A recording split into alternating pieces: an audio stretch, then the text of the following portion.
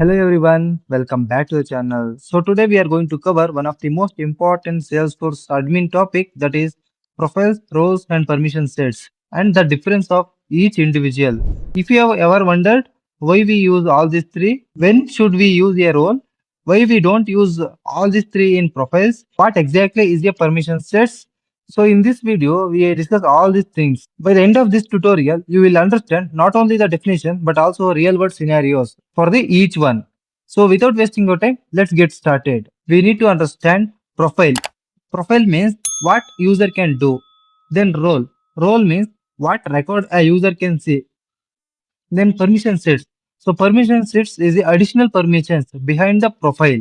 In profile, we already set some permissions.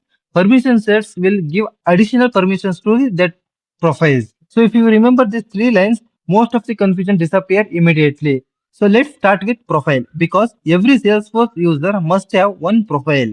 When a new user is created in Salesforce, assigning a profile is mandatory. Okay. Then what is profile? For the profile, basic definition is what a user can do.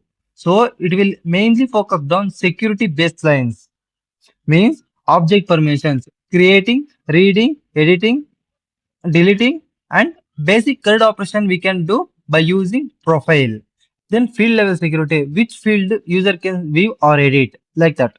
Application and tab visibility, which apps, which tabs, which record type should be appear. Everything is controlled by profile only. And login restriction also we can enable by using profiles. Page layouts, like default layouts assigned for each object, that is also controlled by profiles only. For this real-time example is, let's say your company hires a sales executive. You assign sales user profile. Now the user can access accounts, access contacts, access opportunity, but cannot create user, modify setup, change the security settings. These all are not possible by profiles. Then we need to move to roles. The basic definition is what user can see, a record visibility throughout the hierarchy.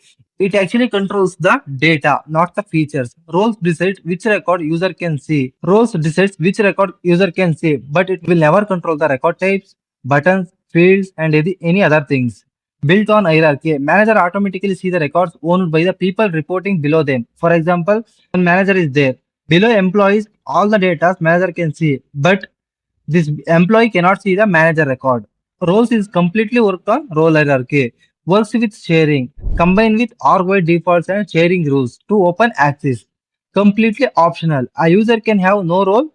They simply rely on defaults and sharings. Means roles about only the record visibility. Example without roles. Suppose Rahul owns a opportunity A. Priya owns opportunity B. OWD is set to private. Means org-wide default is set to private. Then result is Rahul cannot see the Priya's opportunity. Priya cannot see the Rahul opportunities. When the role hierarchy is there, Rahul's records and Priya's records can see by their manager. This is actually controlled by the roles. Next, we need to move to permission sets. So this is one of the best feature in modern Salesforce administration. Permission sets are used to provide the additional permissions, because we already given the permission by using profiles, but using permission sets we can give additional permissions to the user or the profile. In real-time example, we can say we have 100 user in the sales profiles. So one user suddenly needs access to campaign. Should you create new profile? No, right? So instead of that, we create one permission sets, assign it to that user. Then easily that user can access the campaign. Can also use permission sets in groups. Bundle several sets together and assign to the group is a single step. For this, any real-time examples?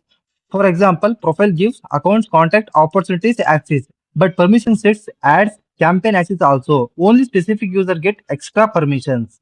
Then what is a permission set role? A user can have one profile and also he can have multiple permission sets.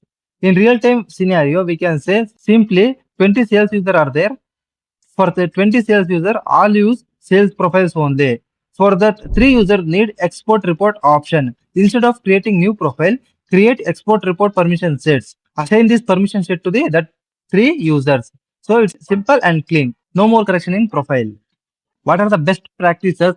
Keep profiles lean. Use a small set of base profiles for login settings and minimum CRUD operation for everyone needs. Grant access with sets. Layer features, object and fields through the permission sets easier to audit and reuse. Group what's repeated. You need to group the what are the permission sets are repeatingly using. That permission sets you need to group and assign to the particular group. Design the role for data. Shape your role hierarchy around reporting lines. So means in your company you have a structured role hierarchy, then record visibility is much easier. So yeah, this is actually the profile, role and permission sets. Understanding these three concepts is the foundation of Salesforce security. I hope you understand these things. If you found this video is helpful, please subscribe our channel. Thank you for watching.